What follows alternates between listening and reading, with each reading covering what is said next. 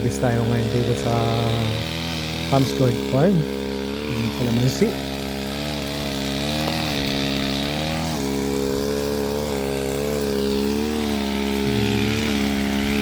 Ito, medyo malapad-lapad pa itong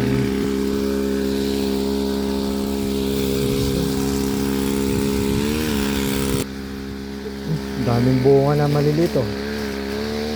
Yan. Ito. Daming bunga. So 2 weeks na to nagkaroon ng bulaklak sa namunga na ngayon. 2 weeks na. So yan eh. Halos lahat ng taas.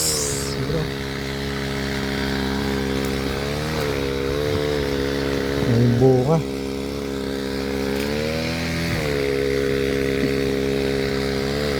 Ito. Oh.